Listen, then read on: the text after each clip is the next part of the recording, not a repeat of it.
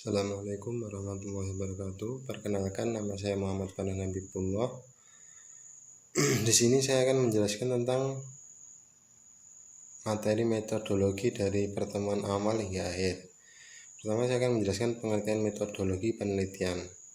Metodologi penelitian berasal dari kata metode yang artinya cara yang tepat dan untuk melakukan sesuatu, dan logos yang artinya ilmu atau pengetahuan. Jadi metodologi artinya cara melakukan sesuatu dengan menggunakan pikiran secara seksama untuk mencapai suatu tujuan. Atau dengan kata lain, metodologi penelitian adalah proses atau cara ilmiah untuk mendapatkan data yang akan digunakan untuk keperluan penelitian. Metodologi juga merupakan analisis teoritis mengenai suatu cara atau metode. Tujuannya adalah untuk mendapatkan suatu rumusan hasil dari suatu penelitian melalui proses mencari, menemukan, mengembangkan, serta menguji suatu pengetahuan. Kemudian pembahasan berikutnya yaitu rancangan penelitian. Rancangan penelitian adalah kerangka atau sketsa yang didesain oleh peneliti sebagai rencana penelitian atau planning sebelum penelitian dilakukan.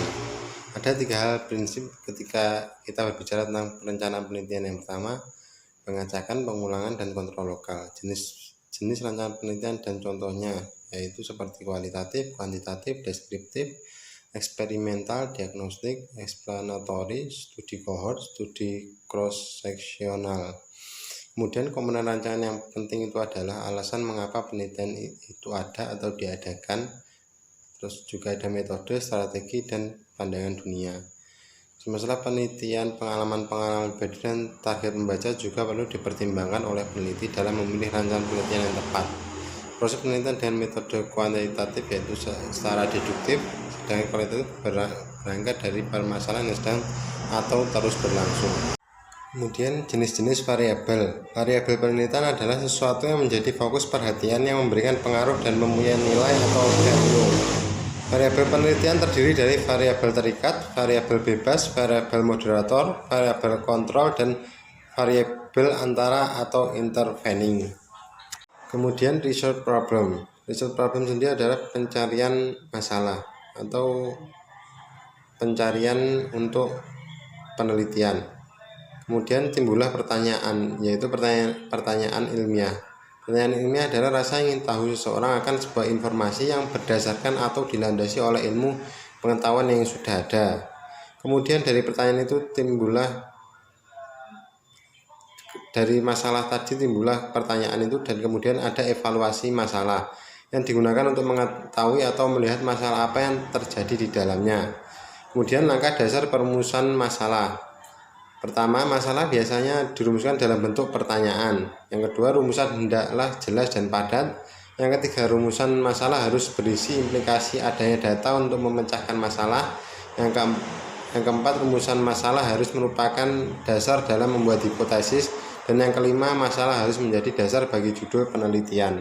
Kemudian pembahasan selanjutnya adalah research objective atau objek penelitian. Objek penelitian adalah benda atau sesuatu yang akan digunakan penelitian atau untuk diteliti oleh peneliti, dan merumuskan tujuan penelitian harus relevan dengan masalah dan sejalan dengan judul serta sesuai dengan hasil penelitian. Maksudnya adalah apa yang jadi tujuan hasilnya itulah yang didapat atau diperoleh, dirumuskan dan dinyatakan secara jelas dan tegas. Selanjutnya, hipotesis atau anggapan dasar. Hipotesis adalah jawaban sementara terhadap masalah yang masih bersifat praduga karena masih harus dibuktikan kebenarannya, yaitu dengan cara pengujian kebenarannya dengan mengumpulkan atau mengkaji dengan penelitian.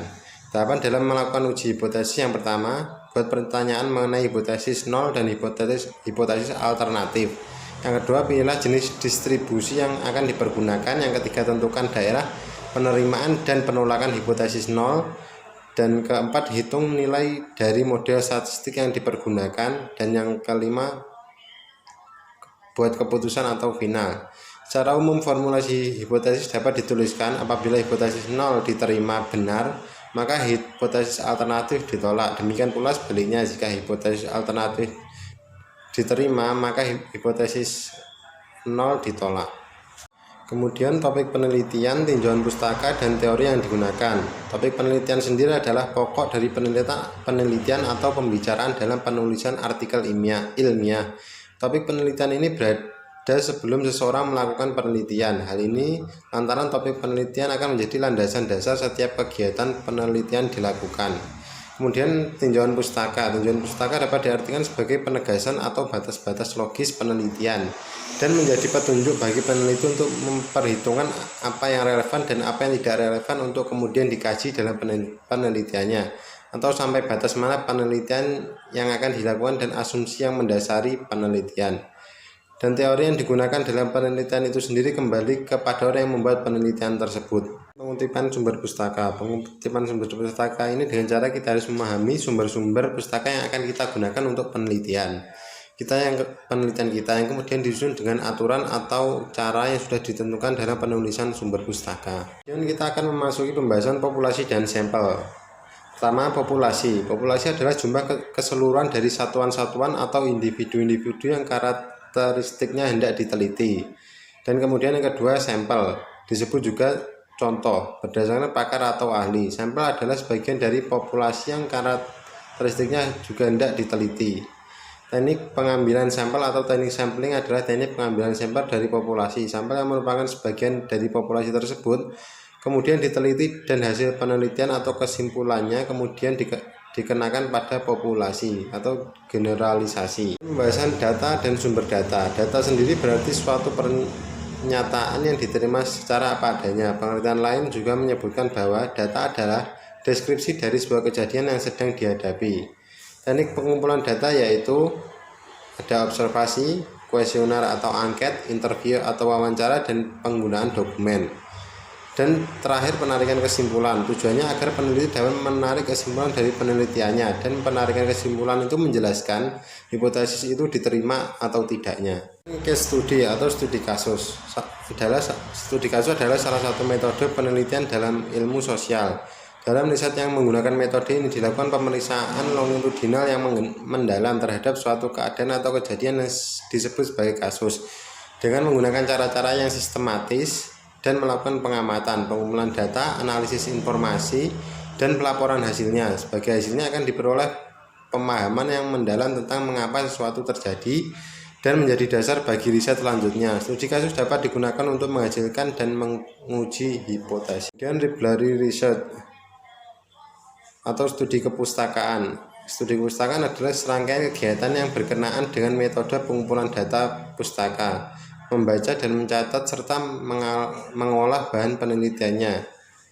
Ia merupakan suatu penelitian yang memanfaatkan sumber perpustakaan untuk memperoleh data penelitiannya, atau dengan kata lain, penelitian yang menggunakan studi kepustakaan atau mencari bahan dari buku-buku di perpustakaan. Dan kemudian yang terakhir adalah penelitian etnografi dan fenomenologi. Penelitian etnografi adalah penelitian kualitatif yang meneliti kehidupan suatu kelompok atau masyarakat secara ilmiah yang bertujuan untuk mempelajari, mendeskripsikan, menganalisa, dan menafsirkan pola budaya suatu kelompok tersebut dalam hal perilaku, kepercayaan, bahasa, dan pandangan yang dianut bersama. Dan kemudian penelitian fenomenologi, penelitian yang berusaha untuk mencari arti secara psikologis dari suatu pengalaman individu terhadap suatu fenomena melalui penelitian yang mendalam dalam konteks kehidupan sehari-hari sebagai subjek yang diteliti.